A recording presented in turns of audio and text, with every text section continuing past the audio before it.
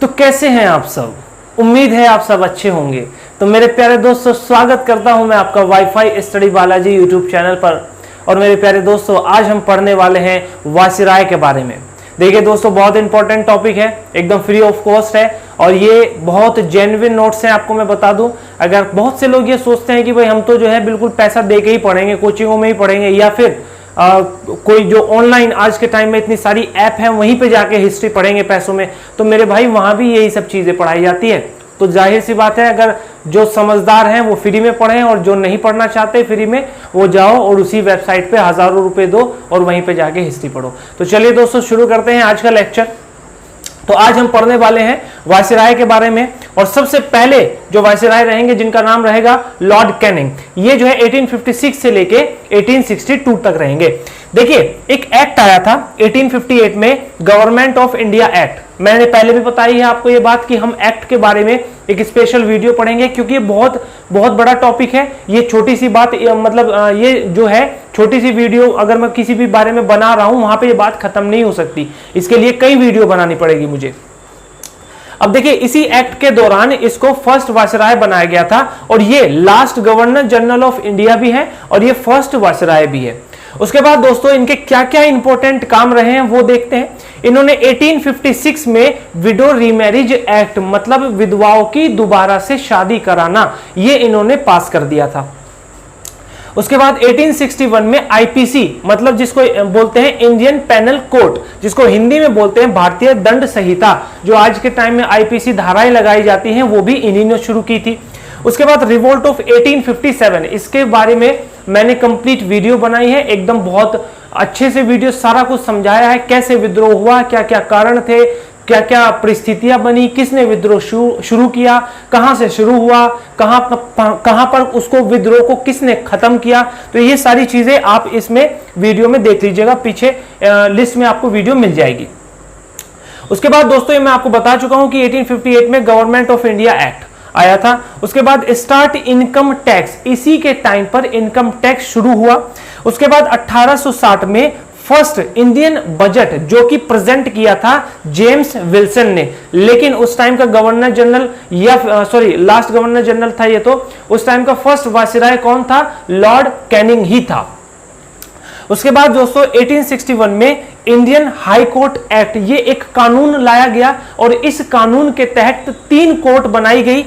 तो high court बनाई गई। एक्ट आया था, ध्यान से समझिएगा, एक्ट 1861 में आया था, 1861 में, लेकिन शुरू हुआ था 1862 में। और कलकत्ता, बॉम्बे और मद्रास, यहां 3 जगह हाई कोर्ट बनाई गई थी। उसके बाद यूनिवर्सिटी ऑफ बॉम्बे और मद्रास और कलकत्ता, मतलब 3 जगह यूनिवर्सिटी भी बनाई गई थी, बॉम्बे, मद्रास और कलकत्ता में। उसके बाद दोस्तों, क्लासिफिकेशन ऑफ इंडियन डिपार्टमेंट, मतलब जो डिपार्टमेंट्स होते हैं भारत के, उनको इसने क्लासिफाई कर दिया था, मतलब बांट दिया था।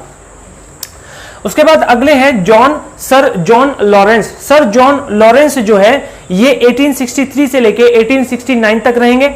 इन्होंने start the department of Indian railway, मतलब रेलवे तो शुरू हो गई थी पहले ही, लेकिन डिपार्टमेंट शुरू करवाया था इन्होंने। उसके बाद डेवलपमेंट, इसने डेवलपमेंट कराया किसका? नहरों का। किसके लिए? एग्रीकल्चर, हिंदी में बोलेंगे तो सिंचाई के लिए। उसके बाद दोस्तों 1869 में इसने विदेश संचार निगम लिमिटेड ये शुरू करवाया। जैसे आज के टाइम में आप बीएसएनएल जानते हो, वैसे ही उस टाइम पे विदेश संचार निगम लिमिटेड इसने शुरू करवाया था। नेक्स्ट रहेंगे लॉर्ड मायो। लॉर्ड मायो का जो टाइम पीरियड रहेगा, ये 1869 से लेके 72 तक रहेगा। इनके क्या क्या इंपॉर्टेंट काम है? सबसे पहली चीज तो इन्होंने 1870 में मायो कॉलेज खोला। कहां पर खोला? अजमेर में खोला। नेक्स्ट पॉइंट रहेगा 1872 में इन्होंने फर्स्ट सेंसस ऑफ इंडिया, मतलब भारत की पहली जनगणना करवाई। देखिए, ये जनगणना जो थी ये सक्सेसफुल नहीं हो पाई थी, लेकिन शुरू तो इन्होंने कराई थी। अब जो इंसान शुरू कराता है किसी भी चीज को, नाम उसी का आता है। तो 1872 में सेंसस याद रखेंगे, जिसको हिंदी में लिख लीजिएगा जनगणना। उसके बाद स्टैब्लिश कराया इसने एग्रीकल्चर एंड कॉमर्स डिपार्टमेंट, मतलब जो एग्रीकल्चर, सिंचाई वगैरह से संबंधित, कॉमर्स वगैरह से, ये डिपार्टमेंट भी इसने स्टैब्लिश करवाए। उसके बाद 1872 में इसकी हत्या कर दी गई। और दोस्तों ये बहुत इंपॉर्टेंट है, क्योंकि ये घुमा के भी आता है क्वेश्चन, आप थोड़ा समझिएगा। पहले मैं आपको इंफॉर्मेशन बताता हूं कि 1872 में किल्ड, मतलब इसको मारा गया, और इन पोर्ट ब्लेयर कहां पर है? अंडमान में है। और किसने मारा? शेर अली अफरीदी ने मारा एक ये पठान था। अब देखिए समझिएगा ये वाक्य क्या है। ये गया हुआ था एक जेल का निरीक्षण करने, कहां पर? अंडमान में, और वहीं पर इस पठान ने इसकी हत्या कर दी थी। तो क्वेश्चन घुमा के ये भी पूछा जाता है कि वो कौन सा वायसराय था जो पोर्ट ब्लेयर गया था, या ये भी पूछा जाता है कि जो अंडमान गया था और वहां पे ये हत्या का शिकार हो गया था, क्योंकि एफकेट के पेपर में ऐसे ही क्वेश्चन पूछा गया था। शिकार हो गया था, मारा गया था, या जिसके साथ दुर्घटना घटी थी, तो वो यही था। उसके बाद लॉर्ड लीटन जो है ये 1876 से लेके 1880 तक रहेगा। इसके क्या क्या इंपॉर्टेंट चीजें हैं? सबसे पहली इंपॉर्टेंट चीज वर्नाकुलर प्रेस एक्ट जो कि लाया गया 1878 में, समाचार पत्र को बैन कर दिया गया। मतलब भारत में समाचार पत्र ही बैन कर दिए गए। और बहुत से, मैंने आपको पहले भी बताया, बहुत ऐसे गवर्नर जनरल हुए हैं कि जो है कोई भी एक्ट लाते थे वो, और मतलब समाचार पत्रों पे किसी ने समाचार पत्र बैन कर दिए, किसी ने ये बैन कर दिया कि आप जो है ब्रिटिशर्स के खिलाफ कुछ नहीं लिख सकते। तो वो सारी की सारी डिटेल जो है स्टेप टू स्टेप मैंने वीडियोस में बताई हुई है। उसके बाद एक ये एक्ट लेके आया आर्म्स एक्ट 1878। आर्म्स एक्ट 1878 में क्या था? इसमें without license no arms weapon, आप बिना लाइसेंस के कोई भी आर्मी वेपन्स नहीं रख सकते, कोई भी बंदूक कुछ नहीं आप अपने घर में रख सकते, आपको उस चीज के लिए लाइसेंस लेना पड़ेगा। सिविल सर्विसेज की उम्र इसने घटाकर 19 साल कर दी, मतलब पहले 21 साल थी और इसने 19 साल कर दी। नेक्स्ट पॉइंट रहेगा, इसने जो है रिचर्ड स्टैची को की अध्यक्षता में क्या किया? इसने अकाल आयोग बनाया। देखिए अकाल आयोग क्या था कि इसके टाइम पे भीषण अकाल पड़ा था, जिसकी वजह से इसने एक डिपार्टमेंट भी बनवाया था। यह साहित्यकार भी था, जिसकी वजह से इसको ओवन मेरेडिथ के नाम से भी जाना जाता है। दोस्तों अगला पॉइंट रहेगा कि क्वीन विक्टोरिया को डिक्लेयर करा दिया था इसने क्या? केसर ए हिंद की उपाधि दी थी। और इन दिल्ली दरबार, मतलब एक बड़ा सा दिल्ली दरबार लगाया गया। कब लगा? 1 जनवरी 1877 को। और उसमें जो विक्टोरिया थी उसको क्या किया गया? उसको उपाधि दी गई, किसकी? केसर ए हिंद की। तो आप इसका एक स्क्रीनशॉट लीजिए, अभी और भी आगे बात करते हैं कुछ वायसराय के बारे में। चलिए दोस्तों बातों को आगे बढ़ाते हैं और अब बात करते हैं लॉर्ड रिपन के बारे में। लॉर्ड रिपन का टाइम पीरियड 1880 से लेके 84 तक रहेगा। और इसके क्या क्या इंपॉर्टेंट काम है जो कि पेपर में पूछे जाते हैं? सबसे पहली चीज तो फादर ऑफ इंडियन सेंसस कहा जाता है, क्योंकि इन्होंने 1881 में जो है ऑर्गेनाइज वे में जो है सेंसस कंडक्ट कराया था। मतलब जनगणना का पिता इनको कहा जाता है, क्योंकि इन्होंने जनगणना जो है नियमित रूप से, मतलब सिस्टमैटिक तरीके से इन्होंने करवाई थी।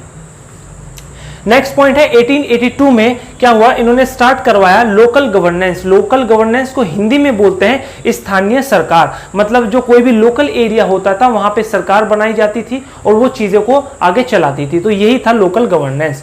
उसके बाद 1881 में फर्स्ट फैक्ट्री एक्ट लाया गया। फैक्ट्री एक्ट क्या था? मतलब फैक्ट्री से संबंधित कानून लेके आए गए, जिसमें सबसे फेमस जो था प्रोहिबिटेड चाइल्ड लेबर, मतलब बच्चों को फैक्ट्री में काम करने से रोकना। नेक्स्ट पॉइंट रहेगा वर्नाकुलर प्रेस एक्ट, जो कि हटाया गया, रिमूव किया गया। और देखिए मैंने कई बार आपको पिछली वीडियो अगर आपने देखी होगी तो मैंने वीडियो टू वीडियो आपको इन्फॉर्मेशन भी दी है, क्योंकि जो प्रेस होती थी, प्रेस का मतलब जो न्यूज़पेपर छापते हैं समाचार वगैरह का, तो इसमें होता क्या था कि अलग अलग जो है गवर्नर आते थे, वायसराय आते थे, ये अलग अलग अपने हिसाब से चीज़ों को हटाते थे। क्योंकि बहुत से ऐसे भी रहे हैं जिन्होंने बिल्कुल बंद कर दिया, बहुत से ऐसे भी रहे हैं जिन्होंने ये कहा कि आप ब्रिटिशर्स के खिलाफ कुछ नहीं लिखोगे, तो इसलिए इसने इस चीज़ को हटा दिया था। उसके बाद 1882 में हंटर कमीशन आई। हंटर कमीशन क्या था? ये प्राइमरी एजुकेशन से संबंधित था। अगर आप कोई टीचिंग का एग्जाम करते हो तो आपको फिर ये बहुत ज्यादा डीपली पढ़ने की जरूरत है, अदरवाइज ये आपको इतना ज्यादा डीपली नहीं पढ़ने की जरूरत। देखिए और बस इसमें क्या बताएं, ये एजुकेशन से संबंधित था। जो प्राइमरी एजुकेशन होती हैं उनमें क्या क्या कानून लाए जाते हैं या क्या क्या चीजें सिस्टमैटिक वे में चीजें पढ़ाई जाएगी, कैसे सिलेबस रहेगा, ये सारी चीजें इसमें होती है। उसके बाद देखिए एल्बर्ट बिल 1833 में आया, जिसके कारण इसको त्याग पत्र देना पड़ा। ये बिल क्या था? इसमें जो इंडियन जज थे उनको ब्रिटिशर्स जज के एक तरीके से बराबर रख दिया गया। क्योंकि देखिए बात को समझिएगा, जो भारत के जज थे वे कभी भी ब्रिटिशर्स जैसे कोई भी ब्रिटिश रहेगा उसको सजा दे दी जाए तो उसके खिलाफ ये कोई भी कानून मतलब एक तरीके से उस पर कोई फैसला नहीं दे सकते, उसका केस हैंडल नहीं कर सकते। लेकिन इसने क्या किया, इसने सब कुछ बराबर कर दिया कि जो इंडियन जज है वो भी ब्रिटिश के लोगों के ऊपर फैसला दे सकते हैं, जिसकी वजह से इसकी काफी आलोचना हुई ब्रिटेन में, और जिसकी वजह से इसको त्यागपत्र देना पड़ा। नेक्स्ट रहेंगे लॉर्ड डफरिन। लॉर्ड डफरिन का जो टाइम पीरियड है वो 1884 से लेके 1888 तक है।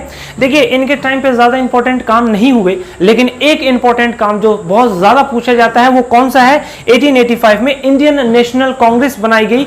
किसने बनाई, एओ ह्यूमे ने बनाई। तो ये बहुत ज्यादा इंपॉर्टेंट है, ये बहुत ज्यादा पूछा जाता है। उसके बाद नेक्स्ट वायसराय जिनका नाम है लॉर्ड कर्जन, इनका टाइम पीरियड रहेगा 1899 से लेके 1905 तक। ये बहुत इंपॉर्टेंट है। सबसे पहली चीज तो ये सबसे अप्रिय, मतलब इनको कोई पसंद नहीं करता था भारत में, सबसे अप्रिय जो है वायसराय थे। यह एक आर्कियोलॉजिकल भी था। इसका आर्कियोलॉजिकल को हिंदी में बोलते हैं पुरातात्विक, जिसका मतलब होता है जो पुरानी बिल्डिंग्स होती हैं, पुराने मॉन्यूमेंट्स होते हैं, उन पे स्टडी करना, उन पे रिसर्च करना, इसी को बोला जाता है आर्कियोलॉजिकल। और दोस्तों इसने 1904 में दो काम कराए। एक तो foundation of public service commission. Public service commission आज के टाइम पे आप जो ये जानते हैं कि Uttar Pradesh public service commission और बिहार पब्लिक सर्विस कमीशन, जिसके तहत पीसीएस बनते हैं, वो चीज भी इसी ने शुरू करवाई। और 1904 में इसने भारतीय विश्वविद्यालय अधिनियम, मतलब यूनिवर्सिटी से रिलेटेड कुछ कानून लेके आया जो कि पढ़ाई लिखाई से संबंधित थे। 1905 में फाउंडेशन हुआ। किसका फाउंडेशन हुआ, archaeological survey of India. Archaeological मैंने अभी आपको बताया क्या होता है, और जिसको हिंदी में बोलते हैं भारतीय पुरातत्व विभाग। उसके बाद दोस्तों सबसे इंपॉर्टेंट जो इसका काम रहा, इसने 1905 में पार्टीशन ऑफ बंगाल, मतलब बंगाल का विभाजन कर दिया। किसने, कर्जन ने। और बहुत ज्यादा पूछा जाता है क्योंकि इसने रीजन क्या दिया, इसने रीजन ये दिया कि हम एडमिनिस्ट्रेशन नहीं चला पा रहे हैं सही से, चीजें बहुत ज्यादा फैली हुई है, जिसकी वजह से हम बंगाल को बांट रहे हैं। देखिए बंगाल को बांटने का जो कारण था, ये बांट के जो है राज करने की नीति थी। मतलब बंगाल में मुस्लिम्स थे, तो एक तरीके से ये उस चीजों को बढ़ावा दे रहे थे, लोगों को बांट रहे थे भारत में। अगले जो वायसराय है जिनका नाम है लॉर्ड मिंटो सेकंड, 1905 से लेके 1910 तक रहेंगे।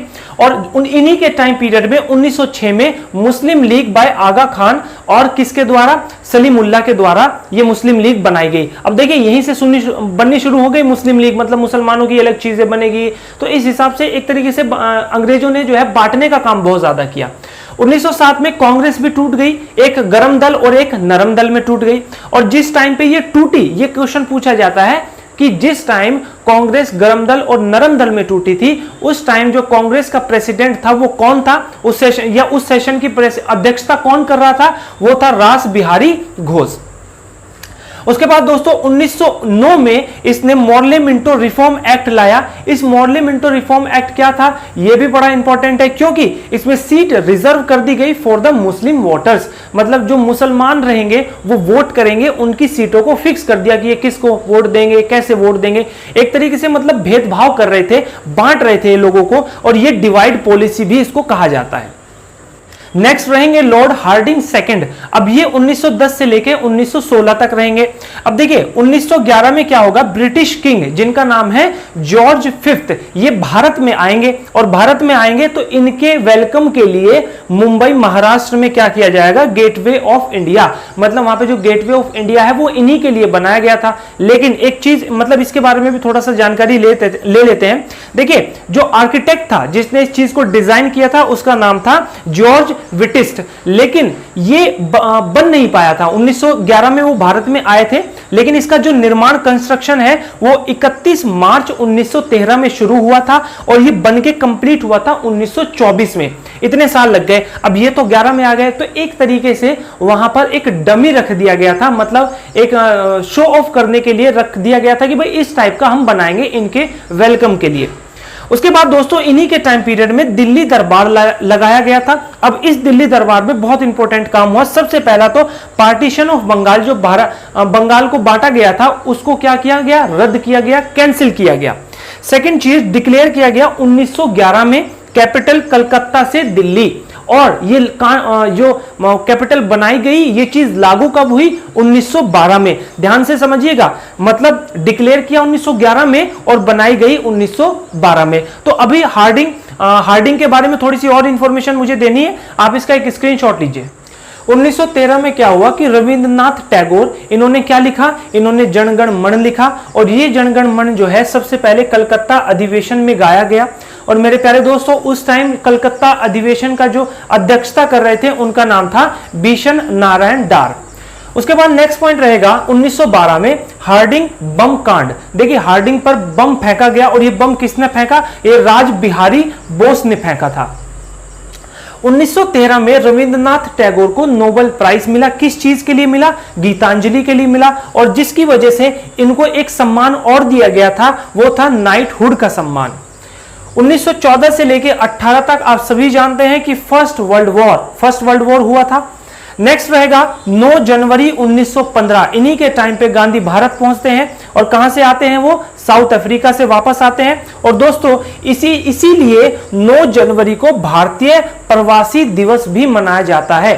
तो ये थी आज की कुछ इंपॉर्टेंट लेक्चर। अगली वीडियो में हम फिर से आगे बढ़ेंगे इन वायसरॉय के बारे में। ये पार्ट नंबर 1 है, क्योंकि अगर मैं ज्यादा के सारे एक ही वीडियो में बताऊंगा तो वीडियो बहुत ज्यादा बड़ी हो जाएगी, आप भी थोड़ा सा बोर हो जाओगे, थक जाओगे। इसीलिए मिलते हैं अगली वीडियो में और इन चीजों को कंटिन्यू करेंगे। तो आज के लिए इतना ही मेरे प्यारे दोस्तों, मिलते हैं आगे की वीडियो में। बहुत बहुत धन्यवाद।